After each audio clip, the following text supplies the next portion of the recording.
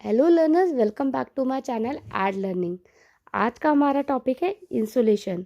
तो what is insolation, what are the factor which are controlling the distribution of insolation and some other topics like what is the definition of radiation, what is conduction, convection and advection. इन सब topics को हम इस video में discuss करेंगे। तो ये सारी चीज़ों के बारे में डिटेल में जानने के लिए वीडियो को लास्ट तक देखें। First of all, what is insolation? Incoming solar radiation which is in the form of electromagnetic wave from the surface of sun। ये हमारा सन है, ये हमारी अर्थ है। यहाँ से जो भी वेव्स आ रही है या जो भी सोलर लाइट सनलाइट आ रही है उसको बेसिकली वो ही इंसुलेशन होता है। सोलर रेडिएशन जो सन के सरफेस से आ रही है वो इंसुलेशन है। अब बेसिकली होता क्या है, सन की जो रेडिएशन जो अर्थ पे आती हैं वो हमेशा शॉर्ट वेव्स में आती है। इस तरीके से शॉर्ट वेव में आके अर्थ पे आती है। लेकिन जो अर्थ जो है जो हीट रिलीज करता है वो लॉन्ग वेव में करता है, लॉन्ग वेव में इस तरीके से। एंड नेक्स्ट इज, अर्थ जो है वो significantly less amount of solar radiation receive करता है। मतलब जितनी टोटल सन की रेडिएशन है, जितना भी उसका एनर्जी है, उसका एक बहुत छोटा हिस्सा जो है वो अर्थ पे आता है।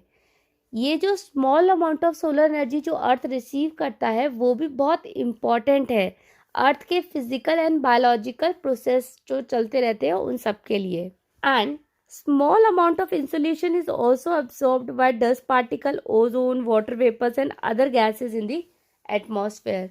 एटमॉस्फेयर में जितनी भी चीज़ें होती है जैसे डस्ट पार्टिकल या वाटर वेपर्स, जब जब सनरेज आती हैं तो वो कुछ उसका अमाउंट ये डस्ट पार्टिकल या ओजोन वगैरह भी उसको एब्जॉर्ब कर लेते हैं और फिर वो अर्थ के सरफेस तक आ ही नहीं पाती है।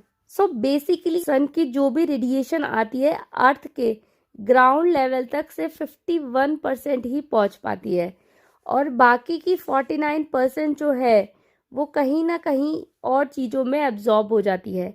इस पूरे प्रोसेस को हम हीट बजट कहते हैं। हीट बजट के बारे में हम डिटेल में नेक्स्ट वीडियो में डिस्कस करने वाले हैं, तो stay tune for the next video also. Next is, कौन कौन से फैक्टर्स है जो इंसुलेशन को कंट्रोल करते हैं। सबसे पहला फैक्टर है लैटिट्यूडनल लोकेशन।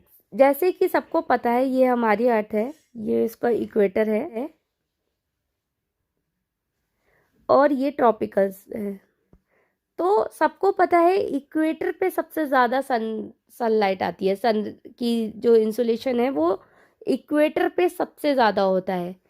तो as compare to the poles, equator और सब ट्रॉपिकल रीजन्स में सबसे ज़्यादा इंसुलेशन, मैक्सिमम इंसुलेशन होता है।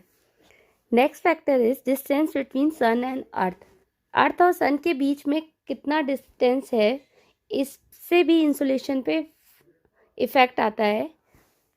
बिकॉज सन जो नियरेस्ट टू द अर्थ होता है वो जनवरी में होता है and furthest to the earth होता है वो जून में होता है। उस हिसाब से भी इंसुलेशन पे फर्क आता है। Next factor is geographical factor.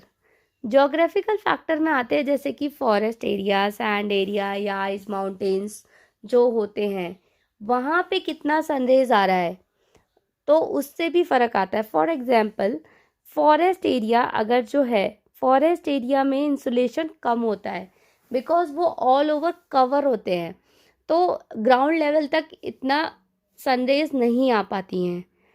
And और उसी के मुकाबले सैंड एरिया जो होता है, जैसे जो डेजर्ट वगैरह होते हैं, तो वहाँ पे सनरेज ज़्यादा आती है बिकॉज ओपन एरिया होता है, तो वहाँ ज़्यादा ग्राउंड लेवल पे सनरेज एब्जॉर्ब होती है।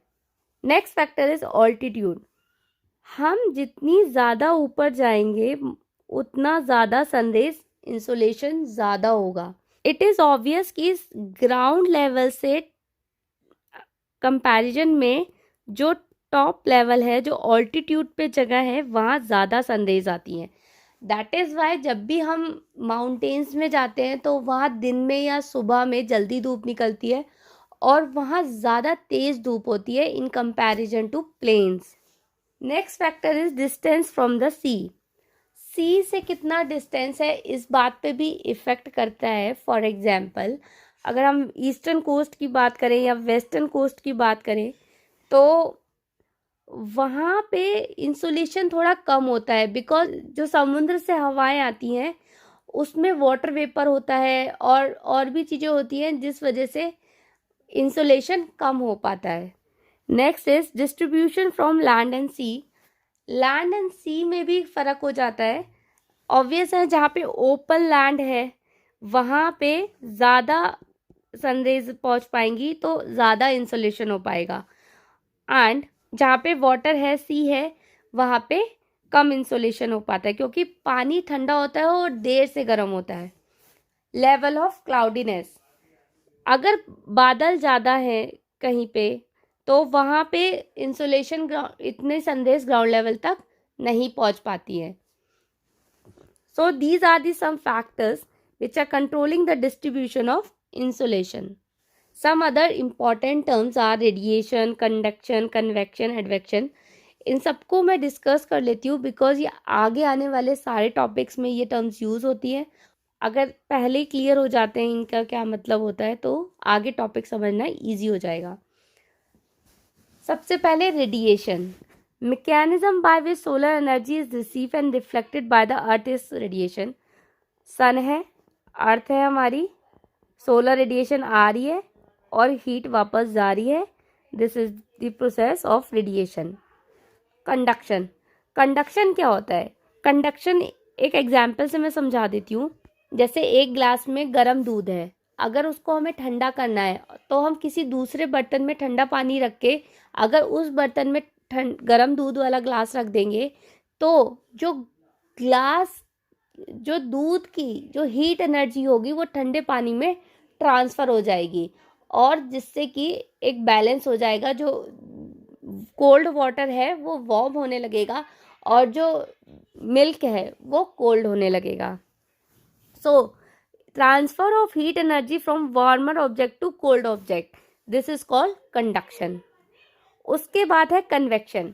Convection is the movement of air from one location to another. एक जगह से दूसरी जगह पे जब एयर ट्रांसफ़र होती है बट वर्टिकली जब ट्रांसफ़र होती है, यहाँ पे कन्वेक्शन होता है वर्टिकली, तो उसको बोलते हैं कन्वेक्शन. एंड एडवेक्शन होता है जब हीट विंड्स जो है या जो एयर है वो ट्रांसफ़र होती है हॉरिजॉन्टली, तो उसको बोलते हैं एडवेक्शन.